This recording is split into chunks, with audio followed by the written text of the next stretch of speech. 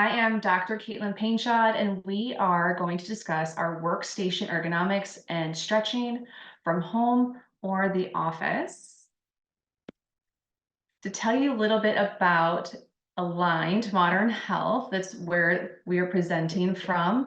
It is an integrative medicine clinic. We have multiple clinics all over Chicago and Chicagoland. Our treatment plans at Aligned Modern Health aim to get to the root cause by looking at the whole person, not just one symptom or condition.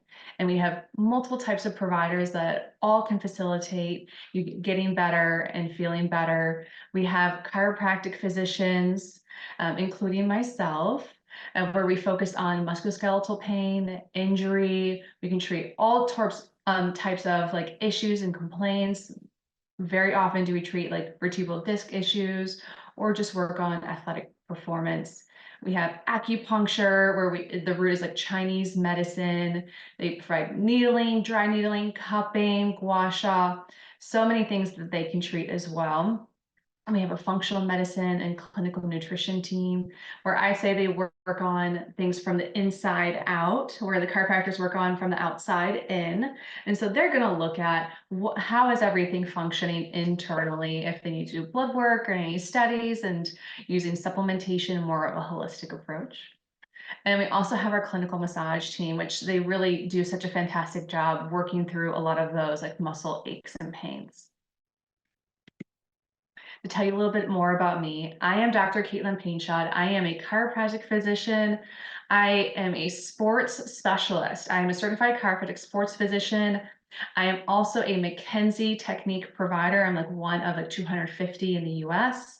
I graduated from Palmer College in Iowa. And prior to that, I went to Michigan State for my bachelor's. Go Sparties. I also specialize in women's health. I do Webster technique, which is perinatal. I do postpartum care. I have a lot of soft tissue background, and a lot of reflexology background as well that I utilize in my practice.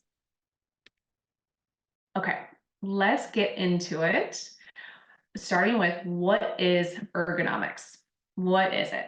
It's an applied science concerned with designing and arranging things people use so that the people and things interact most efficiently and safely. So we're going to talk about, why do we care about this? Why is this important? Well, repetitive movements over time can put stress on our muscles and our joints. Pain is always the last to show up, and only after tissues have already been overstressed. So we want to take more of a preventative approach so we can limit the bodily stress and mitigate the effects of our desk work. So we have a great way of explaining this, but people can feel pain in more than one place at one time. And so this really, and you see how it doesn't add up to 100, it's more than 100, because I have so many patients that come in, they will have neck and upper back pain, but then be like, well, why does my low back hurt as well? And we're going to talk about all of that. And, wrist pain is really common as well. There's so many things that are tied into it, but it can affect us in multiple areas at once, which kind of emphasizes the importance of why we're talking about this. This is probably one of my favorite slides right here. We're really going to take some time dissecting this and really talking about, okay, how do we set ourselves up for success? So let's start with our body, getting ourselves set up appropriately. You want to draw a straight line from your ears to your shoulders and your hips. Make sure that you are in one line in a nice upright posture. And we'll talk about how to get to that posture a little bit in a future slide. Then you want to think about your elbows, your hips, your knees, and your feet all being at a 90-degree angle. So you'll need to adjust your chair so that way your hips and knees are at a 90-degree angle. And then you'll bring your arms to the side of your body, nice and close, and then bring your elbows to a 90-degree angle. And where your hands fall is where your keyboard needs to meet your hands. And so you need to you see how this individual has like an insert where they put it underneath their desk, and sometimes that is a great thing and it's easy to purchase. or your desk is the appropriate height, and that's great. Now let's talk about the support of our chair. So our shoulders and our arms are at our side. We want a chair that supports our lumbar spine, our low back. And so we have ways of adding that additional support because a lot of chairs do not provide that optimal support, and we'll discuss a little bit more. And we also want a seat that offers padding, width, and depth for your personal comfort. You want to make sure there's a 2-inch clearance between the back of your knees and your chair so you don't get pressure behind your knees. There's a lot of vasculature behind your knees, and so that's why we want to prevent that, so that way you get proper blood flow to your feet. All right, let's talk about our desk setup and our monitor. Where do we need to place things? This is a great question. So we already know that our keyboard needs to be where our hands are, keeping our elbows at a 90-degree angle. And so our desk as well needs to be supporting that. So depending on if your desk is the right height or not, if you need an insert, your computer screen needs to be straight at eye level or 15 degrees down, while your monitor is at a 10 to 20 degree slight upward tilt. We'll talk about the distance between the monitor and your face on one of the slides, but it's going to be approximately 20 to 28 inches from yourself. I know there's a lot of details. We're going to break it down a little bit more in some of the upcoming slides. But if you're able to take a picture of this slide or utilize it or take some notes, this is a great way. We'll also be sending this out so you can review this at a later time. Okay, let's break it down starting from the monitor. Your screen, it should be 20 to 22 inches away, so we reduce our eye strain. The height of the monitor should be 17 to 19 degrees above where you are looking. The monitor should be directly in front of you, not off to the side or the other. Now, for individuals that have multiple screens, here's how you want to break it down. You want your primary screen right in front of you, and your secondary screen, your additional, will be off to the side. Now, when you need to shift your focus from your primary, I want you to turn your chair and your whole body, and I want you facing that screen. I want you to avoid the twist through the torso or your head or your shoulders. That can be very uncomfortable and also apply stressors to your body. So you want to make sure you do a full turn. When using a laptop as your primary computer or monitor, you want to look at this picture off to the bottom right corner. This individual is using a riser to bring your laptop screen to your eye level, and you can get a wireless keyboard or mouse so that way it can rest on your desk and reduce eye strain. Okay, now more specifically from an upward or a downward view, excuse me, you want the keyboard directly in front of you, parallel to your desk and near the edge, and you want your wrists to be in a neutral position. You don't want your wrist to be in a flexed or extended or a flexed position to reduce strain on your wrists. And also very important is your mouse. You want it as close to the keyboard as possible to reduce your arm kind of shifting out to the side and that producing strain on the upper trap and your shoulder on that side. Okay, let's talk about our head and our neck posture. So we're getting a little bit more into the body part of it. Our head is approximately, like, think of it like an 8 to 12 pound bowling ball. So off to the left, this individual is essentially, ears are in line with the shoulders, and our shoulders are able to support and hold up our head. Now, the further forward our head juts forwards, the heavier our head feels, and your body has to compensate by the muscles that support your head working to hold up. And so then these muscles become overworked and strained and tired and fatigued and achy, and it goes into this spiral. And so we really want to set yourself up for success and really work on getting the chest, shoulders down, and the head in line with the shoulders. A great way of doing this or thinking about this is, like, think of resting a bowling ball on the palm of your hand with your forearm vertical. So your arm is up and you got a bowling ball in your hand, and this is your spine. and your wrist is your neck. Now, the ball is your head, and imagine that ball tipping forwards, how much heavier that is going to feel on your neck and on your spine. It's going to significantly increase, and it can feel like it's a 42-pound bowling ball, and that is heavy. Low back support. Supporting your low back, it significantly improves your upper back and your neck posture as well. It ties in. So this is essential.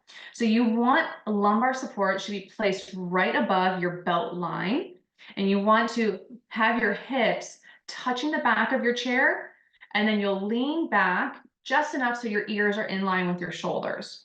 Now, if this is too uncomfortable, you can always scoot your bottom forwards a little bit to reduce the angle.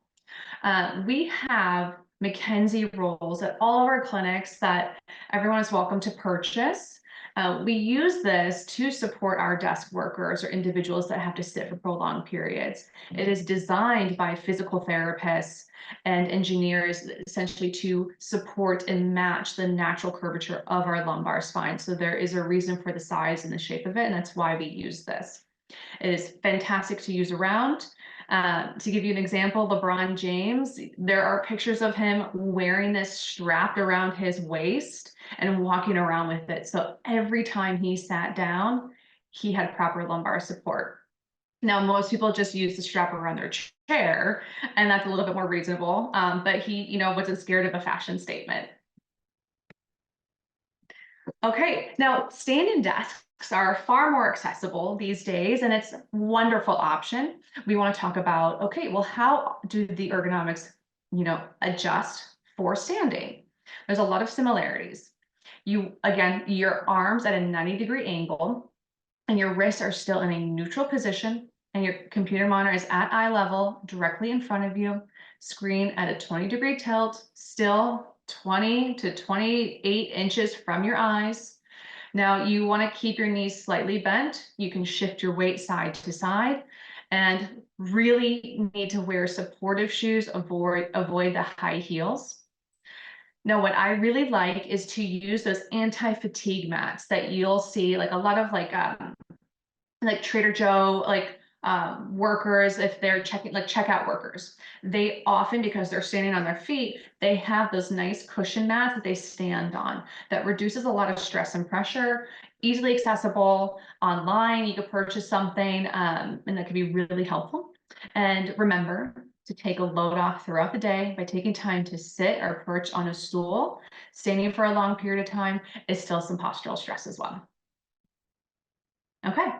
So we talked about the ergonomics and the setup. Now let's talk about, well, what are some really good, easy, accessible stretches that we can do throughout the day to mitigate the postural load?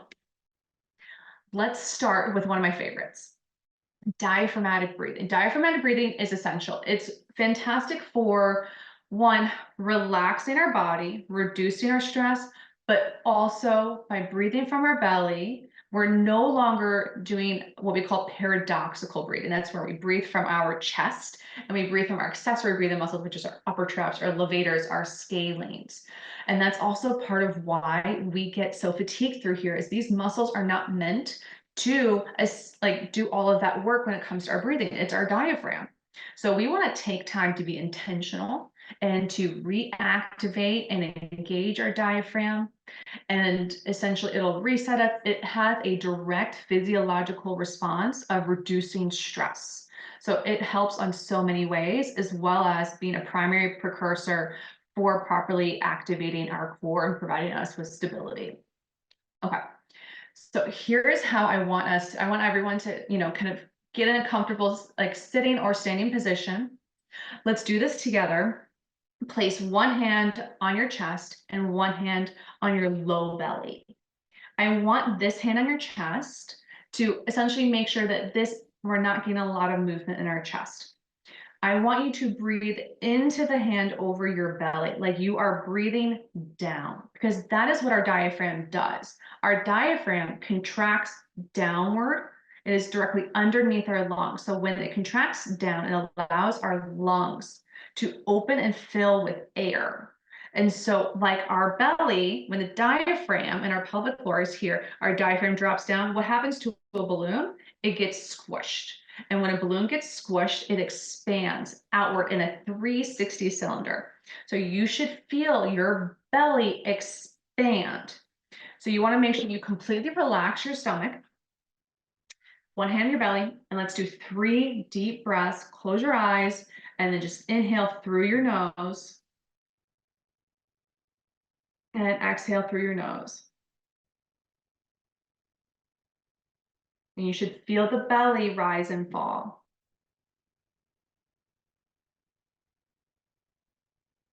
Last breath, if you want to challenge yourself, take both hands, wrap them around the sides of your waist, and you should feel an outward expansion on the sides. One more breath. Good. It is very challenging for many, many people. We are born with the ability and the knowledge of breathing with our diaphragm, but because of how society tends to be, we wear tight clothing, we're conditioned to suck it in, and so we create a lot of tension in our stomach and our diaphragm, and our body is smart, it compensates, and that's where the paradoxical breathing comes into play. It takes time and consistency to break that habit. So this is something that you can make an intention to do several times throughout the day. And the more consistent you are, the more subconscious and natural it feels. Neck retractions. So that bowling ball example, this is how we work on this. I call this the world's ugliest stretch because you will get a double chin. It's not the cutest, but it means you're doing it correct. So I want you guys, everyone, to sit up nice and straight. And what you're going to do is you're going to bring your head straight back over your neck as far as you can. You want to keep your eyes level. So if my eyes are starting here, when I pull, they should maintain at the height. They should not go above. They should not go below. That is uncomfy. Side view. Draw the chin back and relax to a neutral position. Try to limit moving from your torso or lifting your ribs. Keep this part of your body nice and straight. Let's do 3 more. Feel like there's a string pulling your head up and you're elongating your neck as your chin draws back. You should feel a great stretch in your neck. Let's do 1 more. Great. When you do this at home, you'll do 10 times. Now, the rule is you don't push into pain. So say you feel something blocking you, we call an obstruction, or if you feel pain at the end of your movement, just stop at that point. Don't push through it. And if you're having issues with it, then contact any of our clinics, and that's something that our chiropractors can help with. Okay, the slump overcorrect. This is how we find what is your neutral posture. So it's also a great way of resetting ourselves. I want you to just sit up nice and tall. You're going to take your hands and you're going to wrap them around like the front of your knees. And we're going to, you're allowed to slouch. You're going to, let me see, I'm going to lower this a little bit so you can see me a little bit more. You're going to slouch, tuck your chin, pull your belly in as far as you can. So you're getting a great stretch all along your back. And then you're going to overextend and arch. You're going to get a great stretch in your spine. Let's do this 3 times.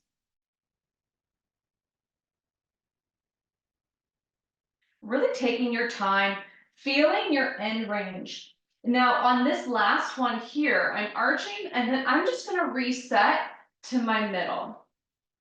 And that's how you find, okay, where is your neutral spine? So if you catch yourself slouching throughout the day, this is fantastic to do to figure out, okay, this is where my body feels the most comfortable and neutral to get you out of this, but also so you're not overcorrecting because that is also uncomfortable.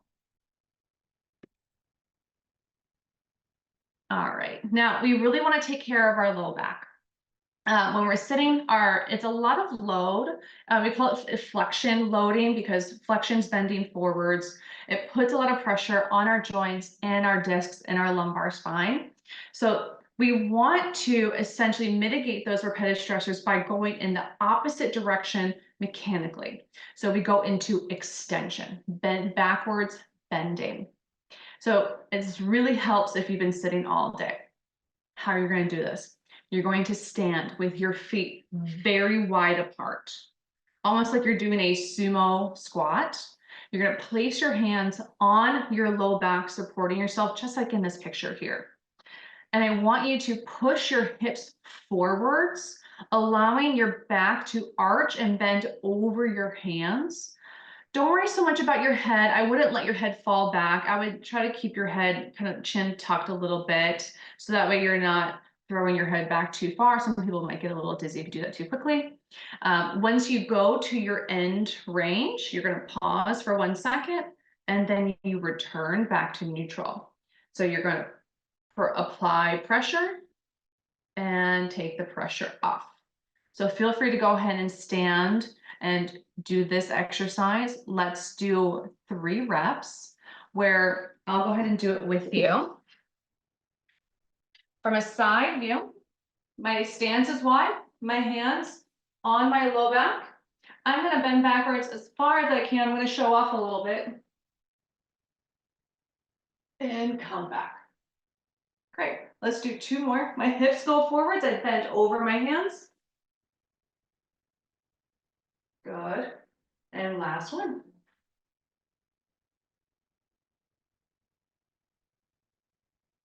It should feel fantastic. Same rules as the chin tuck. If you feel pain or something blocking you, do not push through it. Reach out to one of our providers and we could take a look and see why that might be happening. All right, working on our wrists and our forearms. Very simple. You want to do just mobilize your wrists throughout the day. You want to do nice active wrist circles, clockwise and counterclockwise to keep them moving. You want to go into some wrist stretches. So you can do with using your hand as an assist, and you get a fantastic forearm stretch. You want to incorporate your fingers, not just here where your fingers are bending forwards, because the tendons attach all the way at the tip. So you want to include all of that to get a proper stretch. Opposite direction from the wrist. Same thing, if you feel pain or if it hurts, don't push into it. I like the standing version in these pictures where you can stand, place your hands on a desk, you can bend forwards, you can flip your wrists over and bend as well, and you get a fantastic stretch with that. You also want to open up pronation, supination. Nice rotations for your elbow. These are all great, simple things that you could do while you're sitting. You can take a little mental break and work on those. But no matter what, at least every 30 to 60 minutes, be sure to stand up and move around. And when you're doing that, go get some water, stay hydrated, and keep moving. I want to thank everyone for joining us. That is our presentation. Please take some time, type any questions into the Q&A feature. Will take some time so where I can answer that. And while you're typing those questions, we do offer free 15-minute consultations. You could call that number on the screen, or you could email us at Align to Modern Health. I'm at the River North Clinic, so if you're in the city, feel free to come and see me.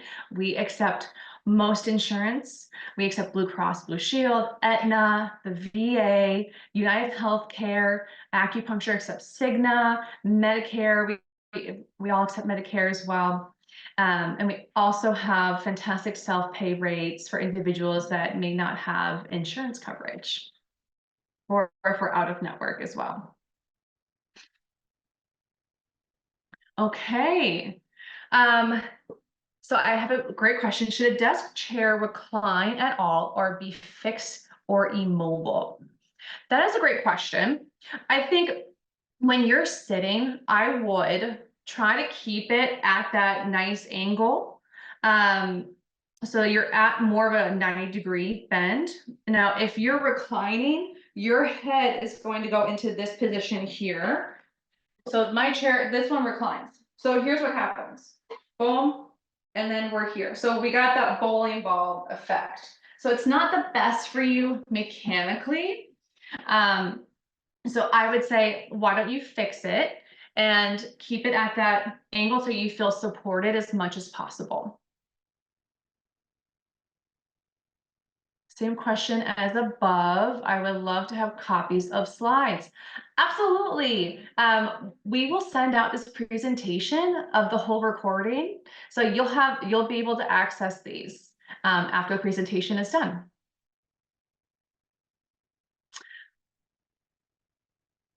Do I have any stores or brands I recommend for home office chairs and or adjustable desks? I don't have any specifics as far as brands or stores. I typically, because everyone's price range varies, but I have specific features that I advise for my patients. I really like a chair that has armrests and that are removable and adjustable. So you can take them away or you can keep them. I want a wide, comfortable seat so that way my hips don't extend further out. I want the low back to have a nice curve, and I don't want it to have a hole in the back so that way I can add additional lumbar support. The height needs to be adjustable as well. I don't want it fixed so that way I can match to my body and my height. Those are the things that I look for, and individuals can find really great options on Amazon or most furniture stores. Amazon does have some great features. Amazon also has some great motorized standing desks. So that way you can go from a sit to stand option. I really like those, as well as getting those anti-fatigue mats. See, sitting on a yoga ball. Imagine if you're wondering, like, is it better to sit on a yoga ball? I think for short periods of time, it's a great exercise. I would not spend your entire day sitting on a yoga ball, but you could do exercises. You can work on your pelvic tilts, going side to side. It's great for pelvic floor and core strength. But I just wouldn't overdo it and spend the entire day on the yoga ball. Let's see, should stretching the wrist weekly alleviate pain from a cyst in the wrist, or is surgery the only option? I'm not doing the book smashing method. So you must have a ganglion cyst. Okay, ganglion cysts typically form out of overuse and irritation. Also, if your salt and sugar levels are higher in your diet, then that can also irritate it. They typically go away on their own. I don't know what's going on, but I can also have you come in. We can do a consultation, talk about a little bit more. But stretches are a good option and should not irritate it. But I would definitely recommend setting up a consult and having it looked at. Do I have any tips for lighting, or is this not an ergonomic feature?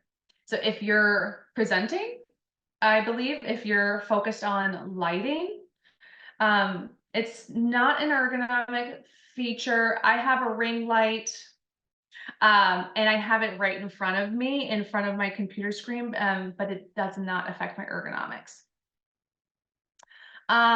Best car models for ergonomics. That's such a fun question. I know nothing about cars, but the lumbar rolls, I have patients buy two. They buy one to keep at their desk and they buy one to keep in their car, especially if like someone that works in sales, someone that's commuting to work several hours and they don't have to carry in and out, and they just buy two options. And so that way you have the proper support. Okay, I get a lot of pain in my trapezius muscle on the right after working on my laptop and mouse all day. Anything I can do for that? So a couple of the things that we talked about.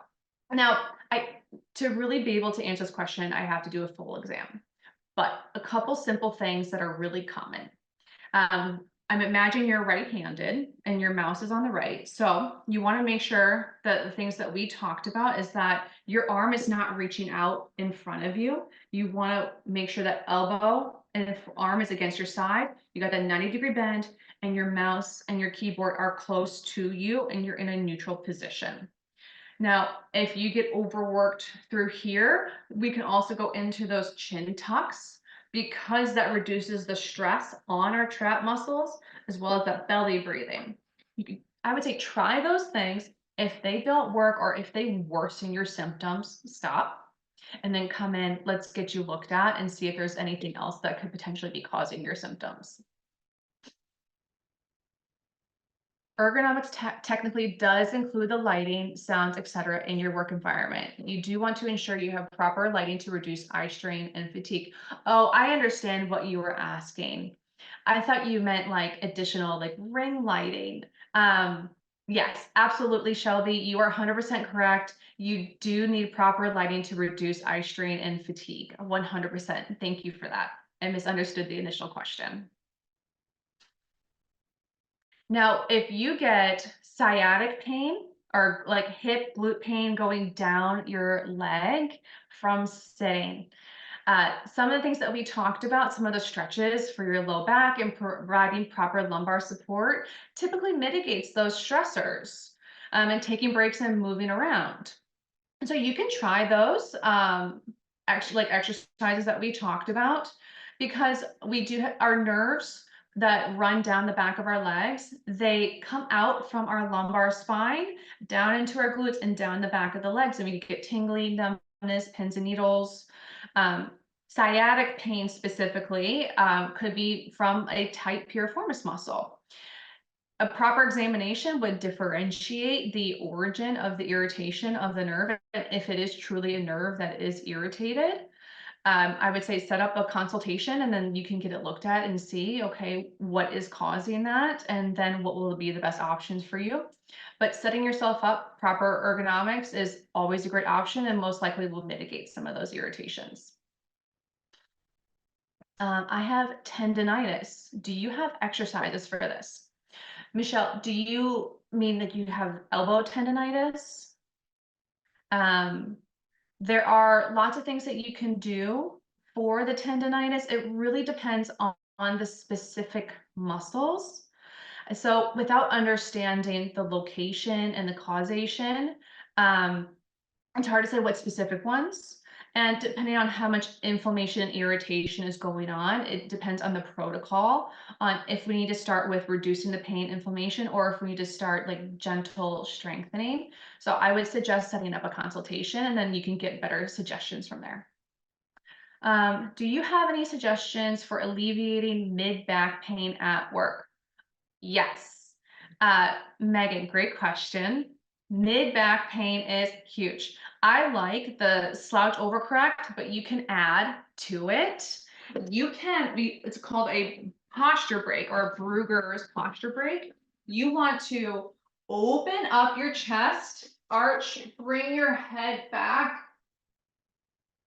and come forwards. And you want to do that like 10 times. Now, that's something that's easy that you could do in your chair, but you can also do some foam rolling to mobilize your thoracic spine. You can do a lot of like trunk rotation exercises to alleviate it. There's lots of things that we can show you. So if that's something that you want to explore, then feel free to kind of set something up with us. But those are some things that you could try on your own. I hope that answers your question. Those were all fantastic questions, everybody. I had a great time. I hope this was educational and helpful. Feel free to reach out to us at any of our clinics if you have any further questions or if there's something else that you want to talk about or discuss. This was a great time, and I just want to say thank you for joining.